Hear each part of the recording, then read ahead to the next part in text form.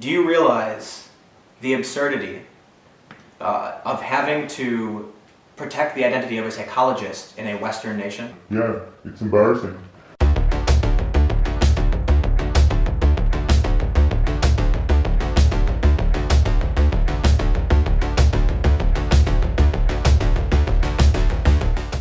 So we're back from Gothenburg, we're in Stockholm. Step one, get some food and coffee, and then we've got another interview planned. It's gonna be pretty interesting.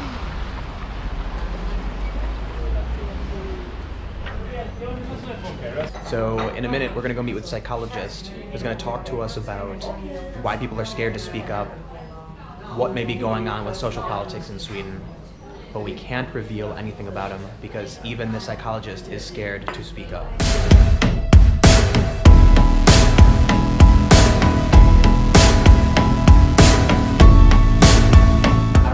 Reveal about your job or anything without giving away your identity? I'm a psychologist working in Sweden, and I've been working for almost 20 years in areas like social services. We've had a lot of people message us saying that they have these problems, they experience these issues, but they can't speak about them. Yeah. We've heard that some people they lose their jobs if they speak out. Can you speak to that? That is certainly the case, and that is why I'm not revealing my identity here right now. But there are many examples of people speaking out about problems that are somewhat taboo to speak about, who have ruined their careers, lost friends and jobs. And the social stigma is still enormous. Even though things are changing, it takes time. But what are these people talking about that's so taboo? Well, some of them are like less nuanced in their views, but also a lot of legitimate critique towards the migration policies of Sweden. Everything about migration, crime related to migrants has been taboo for many years.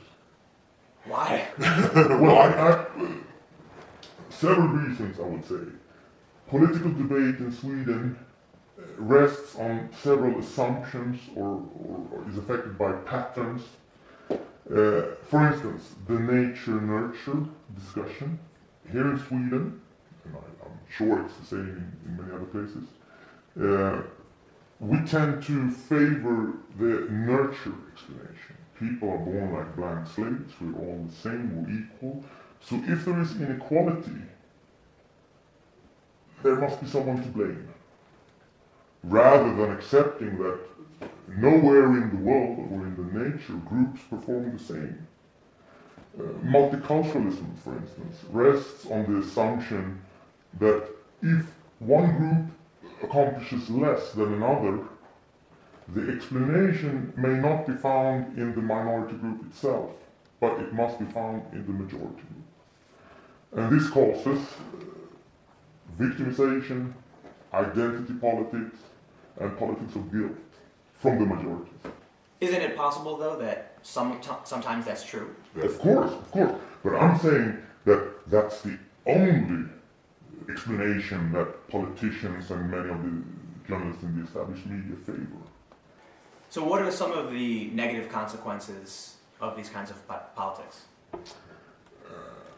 For instance, victimization, that you have double standards when you look at different groups and how they perform.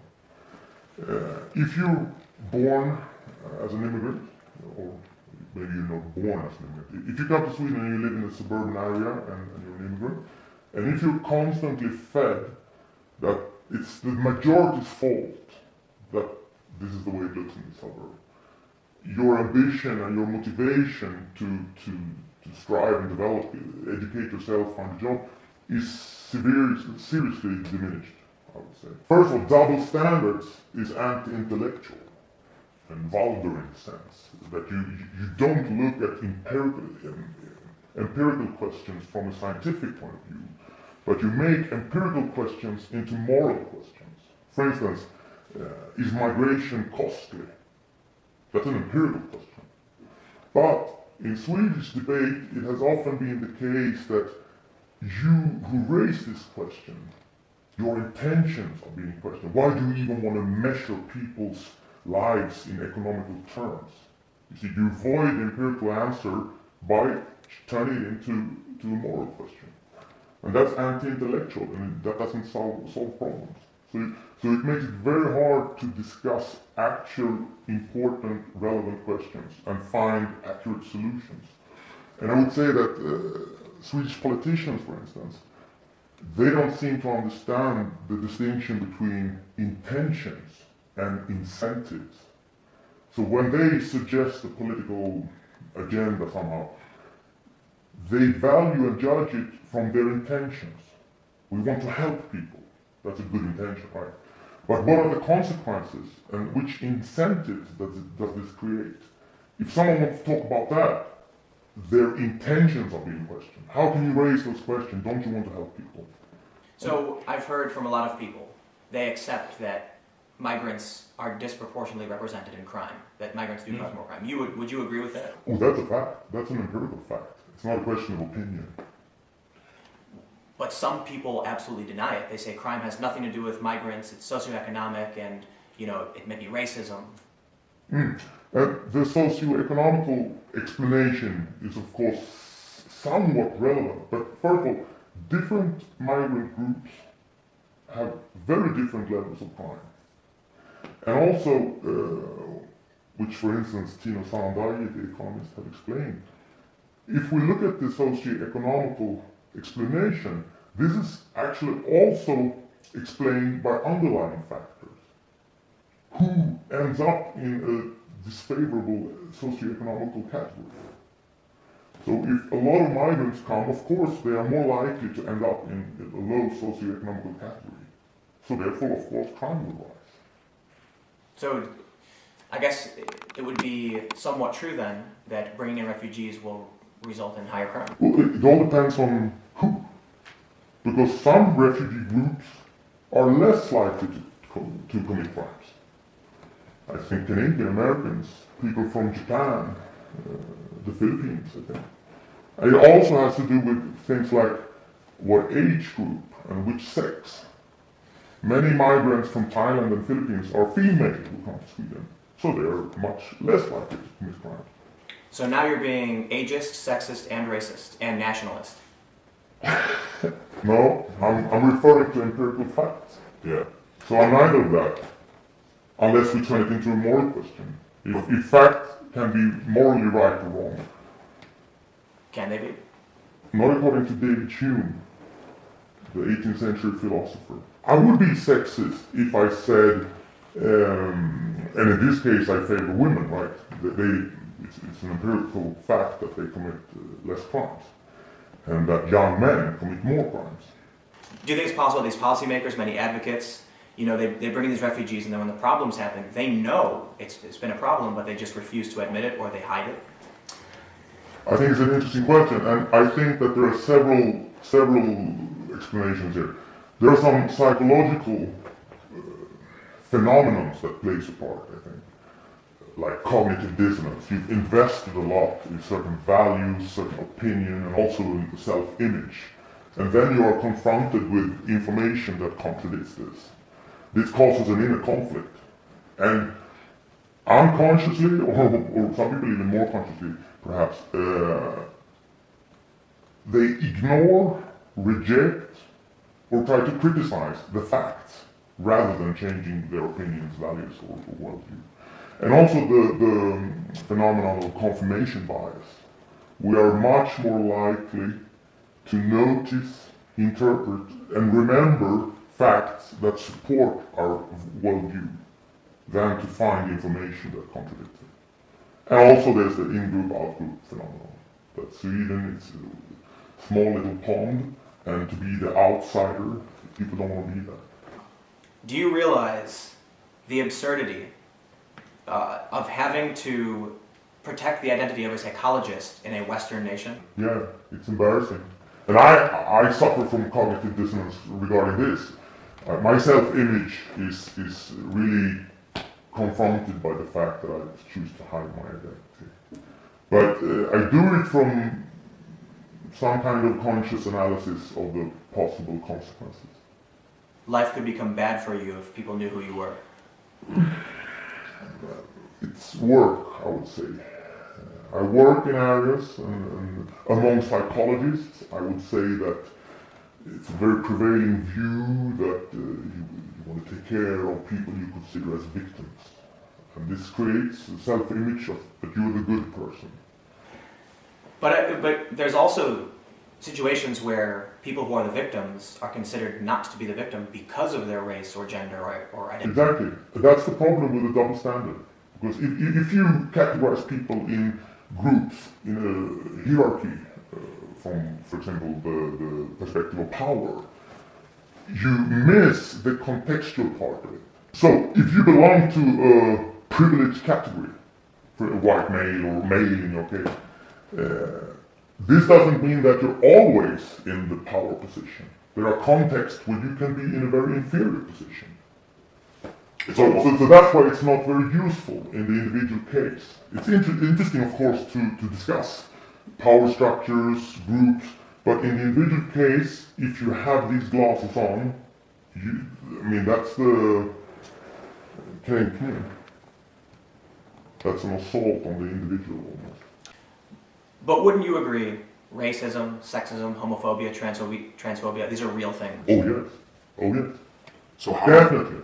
What I'm saying is that we overestimate that and tend to choose that as the explanation of, the favorite explanation of many problems that are much more complicated. And if we constantly have these explanation as mantras, we are, one, making a great disservice to these minorities. How do we solve these problems without going overboard and developing cognitive dissonance and identity politics that are so extreme that we ignore the facts? Wow. Well, I think media has a big part of it. In Sweden, there was a survey from the University of Gothenburg showing that there was an extremely heavy dominance among the journalists. I think it was like 1,300 journalists answering these questions. I think there was and we can have a look at the study later if you want, like 80% or something, like surrealistic numbers favoring the Green Party and the Left Party. So it's like listening to, if there's a conflict, you're listening to one part of the conflict. And then you get a totally different story than if you listen to all the parts. So media, but also in Sweden, the educational system, there's government agencies, organizations, all have to stick to what is called basic values, which dictates, like a frame, what you're allowed to think. Everything outside this frame is considered evil. And this is a totally unscientific approach to the world. But this sounds crazy. This sounds like some kind of totalitarian regime oppressing the people's thoughts and ideas. Well, in Sweden it's not like North Korea, but we've been used to this. It's like the frog who's been boiled in the water, doesn't realize the slow increase of heat. So it's also a very comfortable life for Swedes. Not have to think for themselves. But I think Swedes are indoctrinated from very young age into all these values and opinions that are not supposed to be questioned. And I think one of the core issues is that we moralize over empirical questions. So what's the end result of all of this? Where does it go? The end result is that we have politics of symbols. We care about symbolic things like words, but not the real problems. If we don't analyze the world in a proper way, scientific way, we cannot solve the real problems. And reality is creeping much closer. I think that people's bubbles will burst. They're starting to burst when reality comes closer. If you have problems on a comfortable distance, you can stick to your opinions and your worldview, but when it comes up to your face, you have to question things. And what I'm afraid of is that because nuanced, serious debate about migration has been stigmatized for such a long time, the reaction when the bubble bursts might be to the other side. biased discussion going the other way. Oh, we've had enough, out. And that's, a big responsibility of Swedish politicians, media, and all kind of public figures in this establishment. I think in the United States we've had such a bad problem with historical racism Yeah. that what people refer to it as the pendulum swing. That instead of stopping, it just swings to the other side and becomes even as extreme in the other direction. That's exactly what I mean. From slavery to extreme identity policies. Another perspective is the distinction between what Thomas Sowell calls the constrained and the unconstrained vision. Actually, your view on humans. And in Sweden, we have the unconstrained view, what Steven Pinker calls the utopian view, meaning that humans are basically good, and if a group of wise, morally enlightened people get together, they can form a nice society. Meaning that you want to take away the responsibility from the individual. Government agencies, school boards, they must direct the path, and then the citizens will follow. And I think people are fed up with being taught by authorities in Sweden. And internet has of course revolutionized this, and the social media is completely changing the media landscape. So in Sweden, where there has been a long history of the establishment having the monopoly of information, the monologue, it has been challenged and it will change everything. It is changing everything already. Wow. Well, thank you for your thoughts. Thank you.